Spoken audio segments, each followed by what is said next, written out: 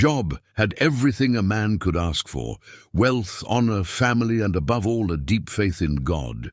He was righteous, a man of integrity, a man whom God himself described as blameless. But have you ever wondered what happens when the most faithful person faces the greatest suffering? What if your devotion to God was not tested with blessings, but with loss? Imagine waking up one morning surrounded by everything you love, only to see it all ripped away in the span of a single day. One messenger after another comes bearing news. Your wealth is gone, your servants are dead, your children have been killed in a tragic accident. And just when you think things couldn't get worse, your health begins to fail. Pain consumes your body, your skin burns with sores, your strength fades. The people who once respected you now whisper behind your back. Even your own wife turns to you and says, "Curse God and die."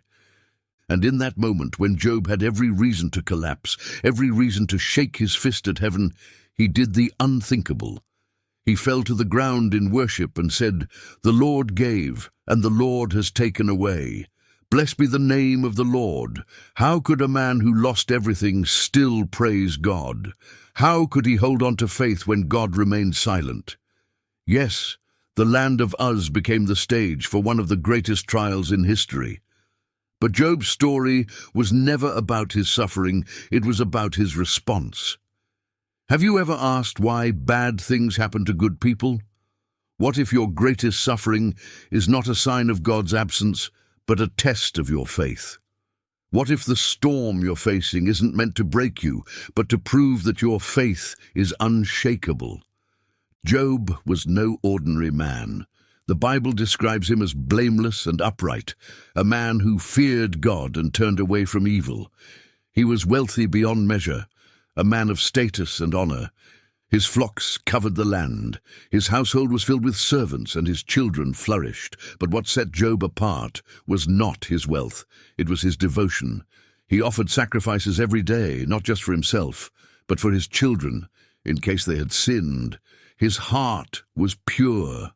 His worship was sincere.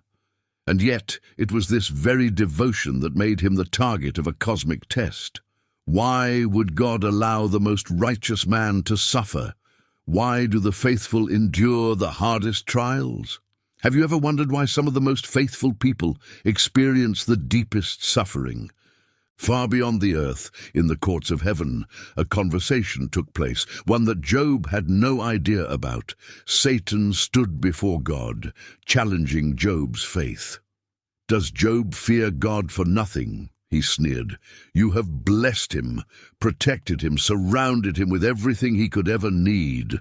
But take it all away, and he will curse you." It was a challenge, a wager, and God allowed it. He did not explain his reasons. He did not warn Job. He simply removed the hedge of protection and let the storm come. But why? Why would a loving God permit his most faithful servant to suffer? Have you ever felt like life was unfair, like you were being tested for no reason? The attacks came swiftly. Messengers arrived one after another, each bearing worse news than the last. His livestock was stolen, his servants were slaughtered, his wealth vanished in an instant. And then came the final blow. A great wind struck the house where his children were feasting, and it collapsed. Every one of them was dead. Imagine the weight of that moment. Imagine standing in the ruins of your life, staring at the wreckage of everything you loved. Job tore his robe, shaved his head, and fell to the ground. And then he worshipped. "The Lord gave, and the Lord has taken away," he said. "Blessed be the name of the Lord." How does a man praise God in the face of unimaginable loss? How does he stand when everything has crumbled?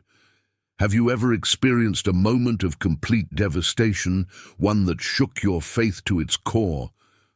But the test was not over. Satan returned to the courts of heaven. "Skin for skin," he said. "A man will give everything for his life. Strike his flesh, and he will curse you." And so God allowed it. Job's body was afflicted with painful sores from head to toe. His skin burned, his flesh decayed. He was unrecognizable. He sat in ashes, scraping his wounds with broken pottery, and his own wife, the one person who should have comforted him, looked at him and said, "Curse God and die." Imagine that, your own family telling you to give up. But Job refused. "Shall we accept good from God and not trouble?" he answered. He had lost everything, yet he would not let go of his faith. Have you ever faced suffering so intense that even those around you told you to give up? Then came his friends. They sat with him in silence for 7 days, mourning his suffering.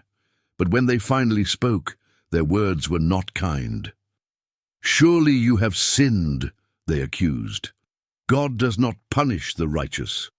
They could not comprehend that Job's suffering was not a punishment, but a test. They tried to make sense of his pain with their limited understanding, and instead of comforting him, they condemned him. Job pleaded his innocence. He cried out for answers. "Why, God, what have I done?" But heaven was silent. Days turned into weeks. His prayers felt like they were hitting a wall. No answer, no explanation, just silence. Have you ever cried out to God and felt like no one was listening? And then, after all the waiting, all the questions, God spoke, but he did not give Job the answers he sought. He did not explain the test, the wager, or the conversation with Satan. Instead, he revealed his power. "Where were you when I laid the foundations of the earth?" he asked. "Have you commanded the morning? Can you bring forth the constellations in their seasons?" God did not give Job reasons. He gave him a revelation. He reminded Job that he was God, and Job was not. And in that moment, Job understood. His suffering had never been about punishment. It had been about trust. Have you ever been humbled by the realization that God sees more than you ever could? And then the final act. Job repented, not for sin, but for questioning God's wisdom. And in the end, God restored him. His health returned, his wealth doubled. He had more children, but what mattered most was not the restoration. It was what Job had learned. His faith had been tested in the fire, and it remained unshaken. He had lost everything, but he had gained something greater, an unbreakable trust in God. His suffering had not destroyed him, it had refined him.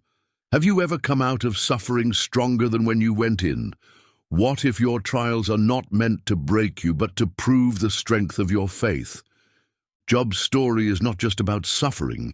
It is about a faith that refuses to break. It is about worshiping God, not for what he gives, but for who he is. It is about holding on when everything else is stripped away.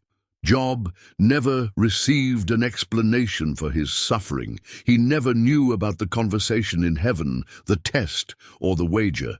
But what mattered was not the reason. It was his response. He grieved, he questioned, he cried out in agony, but he did not curse God. He did not walk away, and in the end, his faith stood stronger than before. The trial that was meant to destroy him only proved his devotion. Have you ever gone through something so painful that you questioned if God was even there? Have you ever waited for an answer that never came? What if, like Job, your suffering is not a sign of God's absence, but a test of your endurance? What if your greatest trial is actually shaping you for something greater? The storms of life will come. Loss, pain, and unanswered prayers will test us. But true faith is not built on blessings. It is built on trust. Tell me, what part of Job's journey spoke to you the most? Have you ever wrestled with the question of why bad things happen to good people?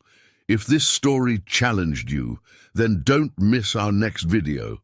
Daniel, the man who stood firm in the lion's den. Watch it next.